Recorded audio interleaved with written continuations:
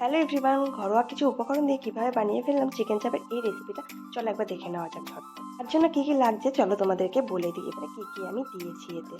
তো এখানে দিয়ে দিয়েছি পেঁয়াজ রসুন আদা বাটা, এখানে দিয়ে দিচ্ছি তারপরে চালমগর বাটা, তারপর ফেটানো টক দই, জিরের গুঁড়ো, কাশ্মীরি লঙ্কার গুঁড়ো, দিয়ে দেবো এখানে সানরাইসের গরম মশলা, নুন, আর দিয়ে দেবো এখানে গোলমরিচ গুঁড়ো, বিরিয়ানি মশলা। তো এগুলো দিয়ে ভালো করে আমি হাত দিয়ে ম্যারিনেট করে নেবো, কিছুক্ষণের জন্য রেস্টে রেখে দেবো। দেন এখানে কড়াইয়ে তেল দিয়ে আমি এবার দিয়ে দেবো পেঁয়াজ রসুনের পেস্টটা ছিল আর বাদ বাকি যাগুলো বেঁচেছিলো সেগুলো দিয়ে দেওয়ার পরে এখানে এক এক করে সব রকম মশলাগুলো আমি দিয়ে দেবো। দিয়ে ভালো করে একটু নেড়ে চেড়ে নেবো জল দিয়ে, কারণ লেগে যাচ্ছিলো। তারপর কুচানো পেঁয়াজটা আমি দিয়ে দেবো, দিয়ে ভালো করে নাড়াচাড়া করে নেওয়ার পরে চিকেনটা এখানে ম্যারিনেট করে যে রেখেছিলাম সেটা আমি ঢেলে দিলাম। দিয়ে ভালো করে একটু নাড়াচাড়া করে দিয়ে দেবো কিছু আলু। চিকেন চাপে কিন্তু আলু দেয় না, তোমরা চাইলে নাও দিতে পারো, আমি যেহেতু কেটে রেখেছিলাম তাই জন্য দিয়ে দিচ্ছিলাম। ভালো করে এবার নাড়াচাড়া করে নেওয়ার পরে এবারে আমি কিন্তু এবারে ঢাকা দিয়ে রেখে দেবো কিছুক্ষণের জন্য।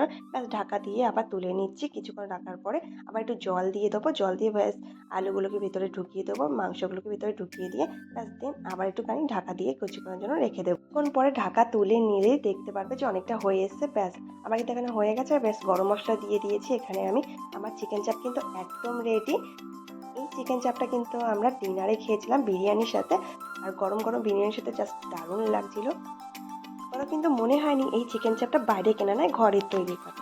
সবসময় একঘেয়ে চিকেন খাওয়ার থেকে একটু আলাদা করে তোমার এই রেসিপিটা ট্রাই করে দেখতে পারো। আশা করি অবশ্যই তোমাদের ভালো লাগবে। দেখা হবে নেক্সট কোনো ব্লগে। ততক্ষণ সবাই ভালো থেকো, সুস্থ থেকো, love you, tata, bye by.